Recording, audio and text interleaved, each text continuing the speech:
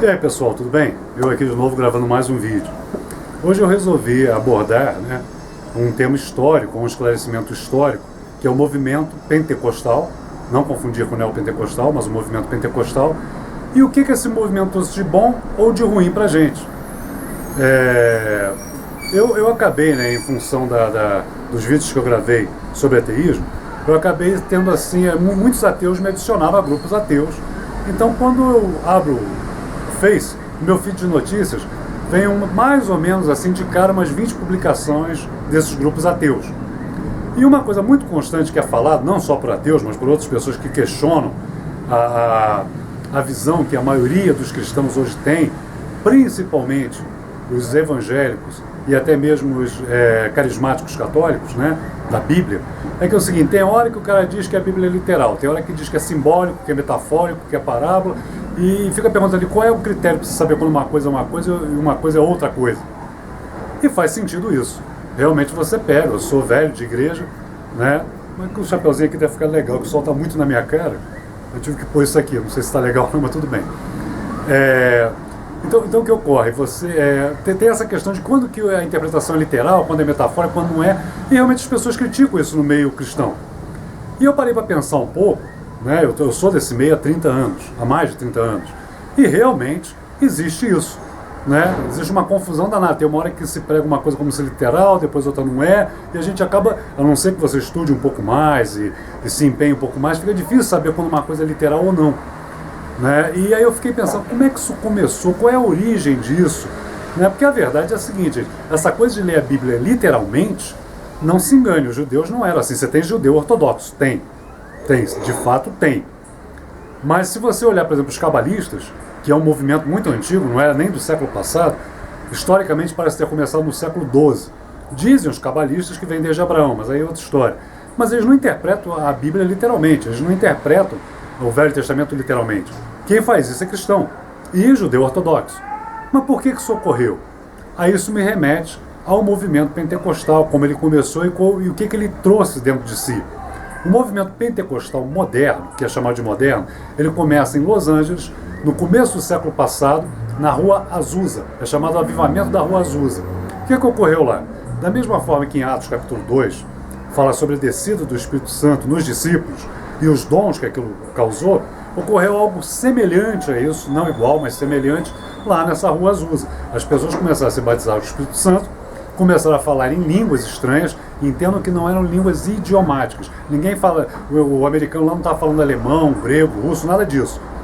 Normalmente essas línguas são o seguinte, são palavras, 5, 6, 7 palavras no máximo, que são repetidas, sempre repetidas. Entre cada 1000 pessoas que falam em línguas, ou 2.000, ou 5.000, você encontra uma que fala algo que realmente, pelo menos parece ter a estrutura de um idioma. É bom citar isso, para entender esse dom.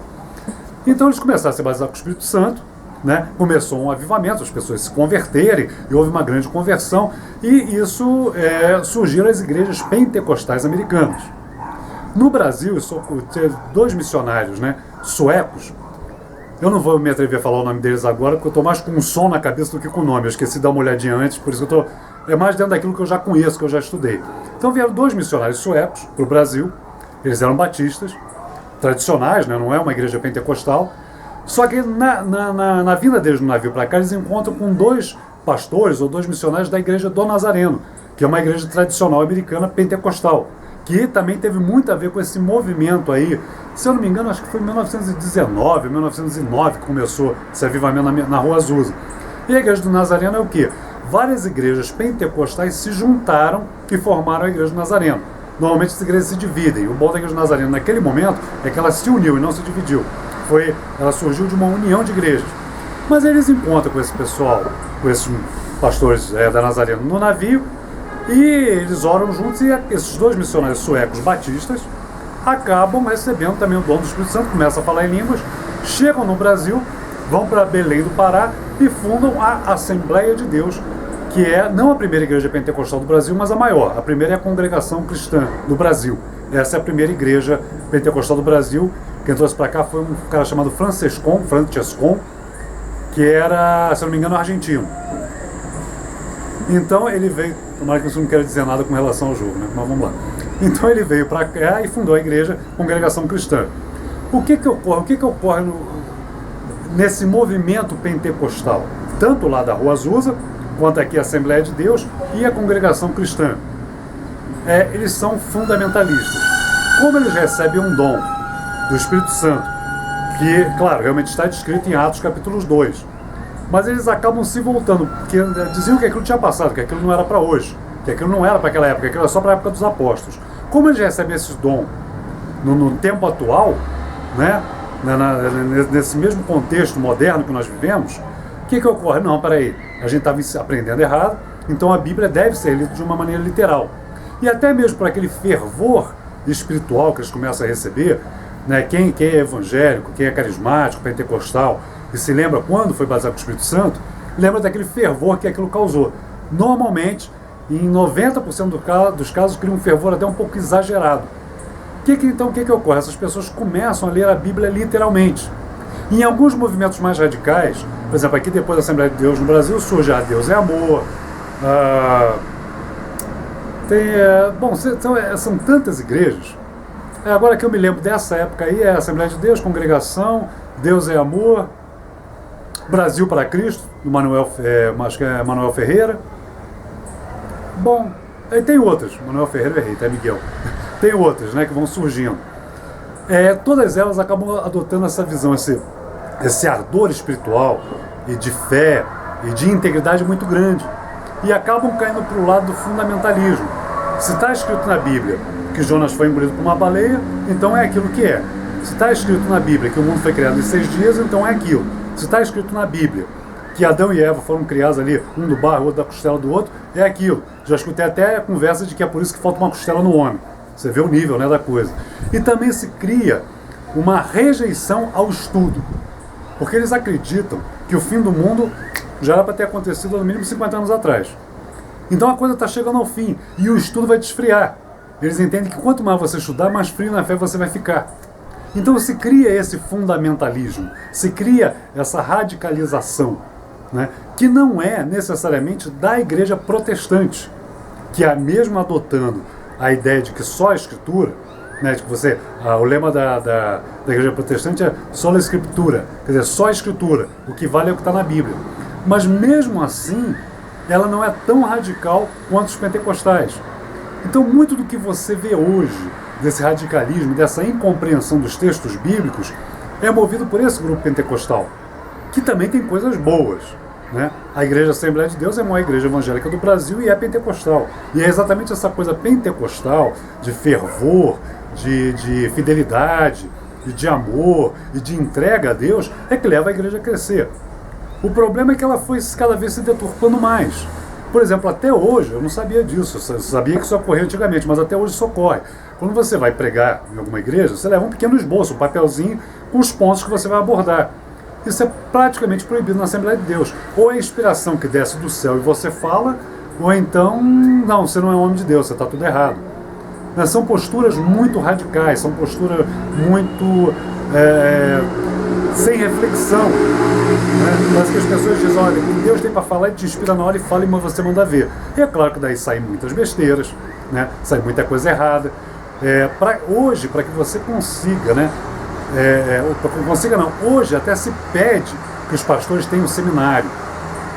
Eu, no Rio, quando morava no Rio de Janeiro, eu cheguei até a frequentar um seminário da Assembleia de Deus lá em São Francisco Xavier, mas era uma coisa assim que até os seminaristas que iam achavam que era meio perda de tempo. Quer dizer, não havia um interesse em realmente estudar profundamente a Bíblia dentro de um contexto histórico, arqueológico, científico, hermenêutico, olhando para a alta crítica alemã, a alta crítica bíblica alemã, que esclareceu demais os textos bíblicos. Não, isso era condenado. Você tem que ler o que está ali e está acabado. Então, muito desse radicalismo que nós vemos hoje no meio evangélico deriva daí. Agora entenda, o Pentecostes, ou a descida do Espírito Santo, ou o Espírito Santo, é altamente positiva. Mas é uma coisa, eu te dou, é como assim, alguém me deu essa câmera. O que eu vou fazer com ela já é um caso meu. Eu que vou ter que saber usá-la, ou de forma positiva ou negativa. O dom é dado, agora como as pessoas usam, aí vai de cada um. Tá?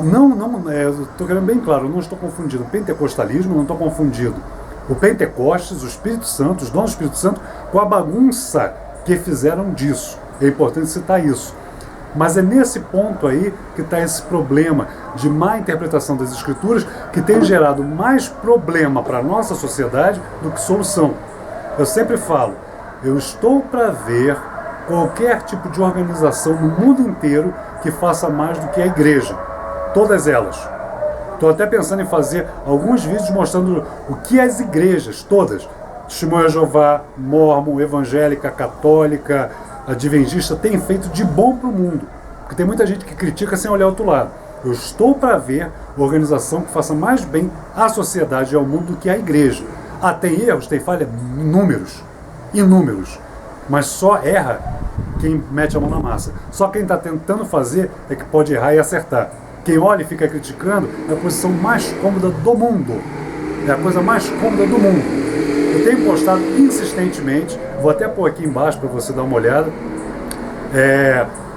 uma brasileira que está indo lá com poucos recursos para ajudar famílias que estão lá, para comprar comida, para ajudar em alguma coisa na casa, para dar conforto na hora da dor, do sofrimento, porque tem gente que acha que não precisa de conforto. Aconteceu, é só tudo bem, encare a realidade. Não, a gente é humano, a gente precisa de um ombro amigo, a gente precisa de um calor aqui no peito para passar por situações difíceis.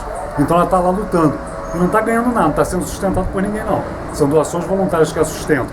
Inclusive, se você é daquelas pessoas que acreditam que vale a pena ajudar a quem faz de fato, eu vou até botar os dados dela aqui para você contribuir caso você queira. Dá uma olhadinha, pesquisa um pouco, inclusive a visão dela, que não tem nada de gospel ou de evangélica. Ainda ela ser evangélica, a visão dela realmente é cristã. Então assim, a igreja faz muitas coisas boas, mas infelizmente também o radicalismo e o fundamentalismo tem trazido muitos problemas, inclusive para a nossa sociedade brasileira aqui.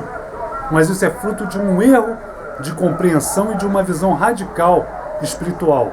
Em um outro vídeo, que eu também vou colocar aqui para você dar uma olhada, eu falo, vida espiritual é para todo mundo? Não, não é. Religião é para todo mundo? Para quase todo mundo. Vida espiritual tem perigo, você tem que saber encarar isso e cair na realidade. Não é porque você é de Jesus que você não vai enfrentar perigos espirituais. Bom, falei um pouco, não é nem bem isso que eu queria falar, mas eu, como não uso o roteiro, saiu um pouco do que eu pretendia, mas isso que eu quero dizer. Esse radicalismo que se vê hoje, esse fundamentalismo escriturístico da Bíblia, tem a ver com esse movimento pentecostal. Mas nem todos são pentecostais, nem todo pentecostal também é assim radical. Falou, até a próxima, tchau.